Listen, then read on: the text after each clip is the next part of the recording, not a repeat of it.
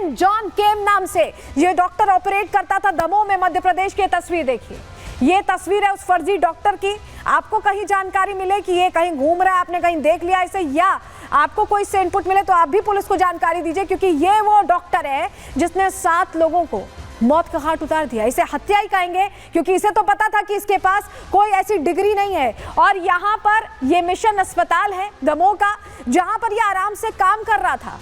ये आराम से काम कर रहा था और धड़ाधड़ ऑपरेशन कर रहा था बिना किसी डिग्री के। इसी मिशन अस्पताल में जो पहुंचते थे, जो यहाँ पर लोग पहुंचते थे जिनको प्रॉब्लम होती थी, कार्डियोलॉजी से जुड़ी प्रॉब्लम होती थी, इस डॉक्टर के पास जाते थे और वहां ये उनका इलाज करने का दम भरता था। हमारे सहयोगी सत्यविजय की हैरान करने वाली, खुलासा करने वाली रिपोर्ट देखिए।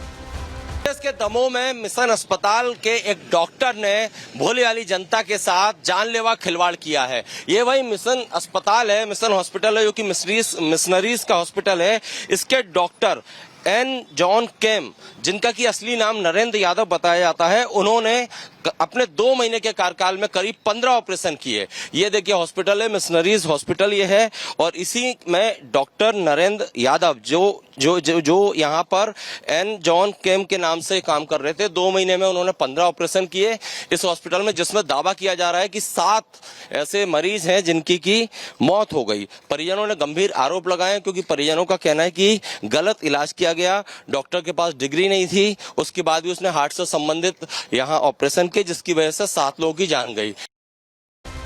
खुलासा ऐसे हुआ कि जब वेरीफाई किया गया तो आधार कार्ड फर्जी निकला। ये देखिए, नरेंद्र जॉन केम नाम से ये फर्जी आधार कार्ड है, जिसका इस्तेमाल करके ये अपनी पहचान मॉर्फ कर ली थी, इसने चेंज कर ली थी अपनी पहचान, और इसी की पहचान के तहत ये उस अस्पताल में डॉक्टर होने का दम भरता था।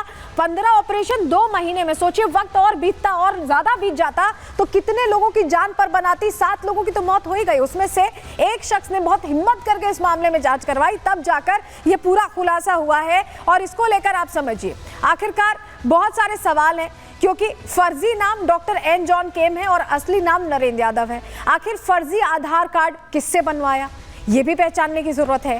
क्या डॉक्टर नरेंद्र यादव किसी बड़े नेक्सस का हिस्सा है? क्या इसी तरह से फर्जी डॉक्टर अलग अलग जगहों पर डिप्यूट किए जा रहे हैं? ये बहुत बड़ा प्रश्न है। कैसे फर्जी डिग्री मिल रही, बहुत सारे सवाल हैं। किसकी मंजूरी से अस्पताल में प्रैक्टिस कर रहा था? क्या वेरीफाई की गई थी इसकी डिग्रीज? क्या अस्पताल प्रशासन से फर्जी डॉक्टर की मिली भगत है?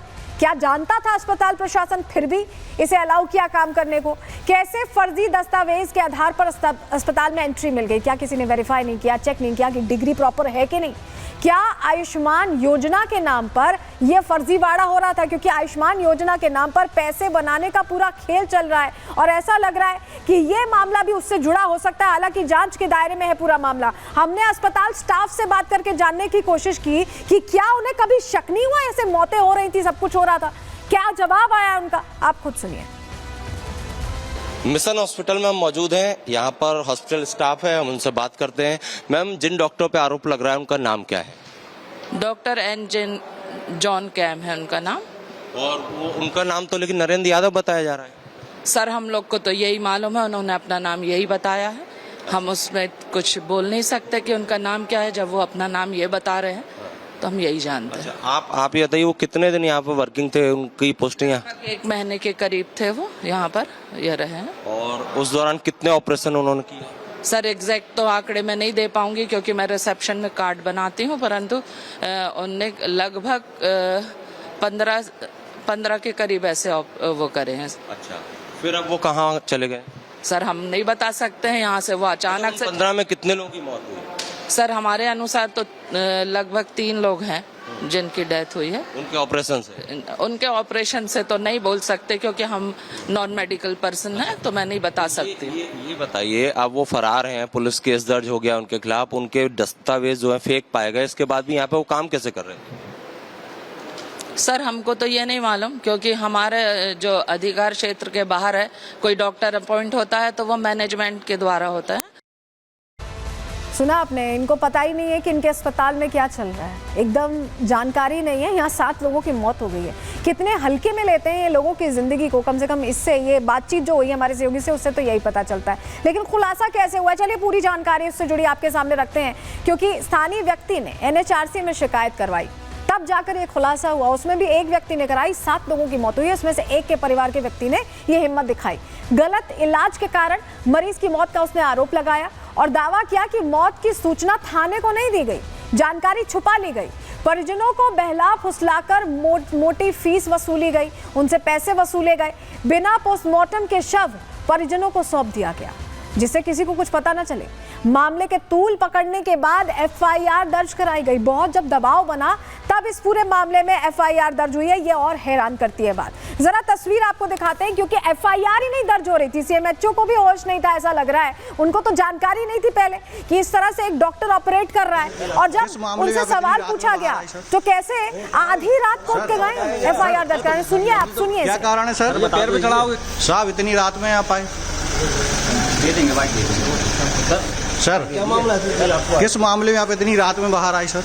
सर तो क्या कारण है सर? पैर पे चढ़ाओगे क्या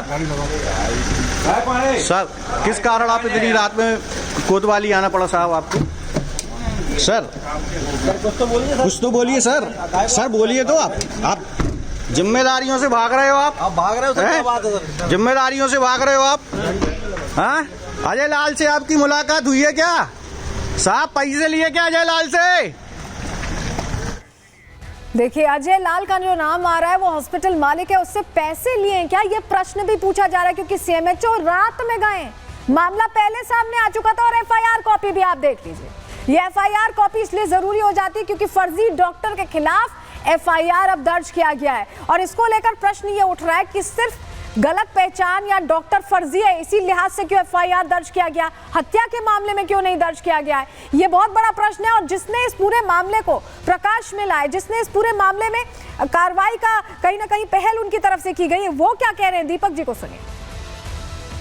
दीपक जी, आपके पास ये शिकायत कब आई और क्या शिकायत आई थी? 12 फरवरी को हमारे पास एक पीड़ित परिवार आया था और उन्होंने ये सारा वृत्तांत हमें बताया था कि यहाँ पे कुछ ऐसा फर्जीवाड़ा चल रहा है, लेकिन विस्तार से हमें पूरी जानकारी नहीं है। आप थोड़ा सा इसके बारे में जांच करिए तो पता लगेगा।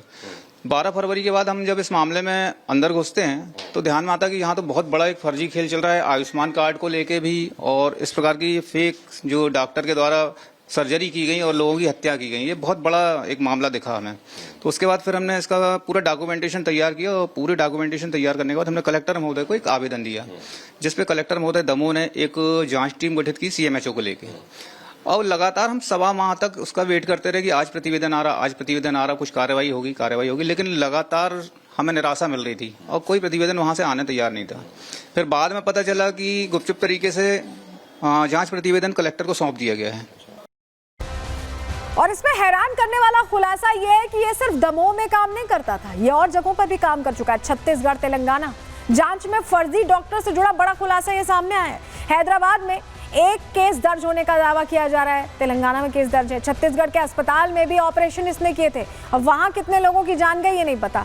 इन ऑपरेशंस में भी कई मरीजों की मौत हुई थी, लेकिन ये पकड़ा नहीं गया।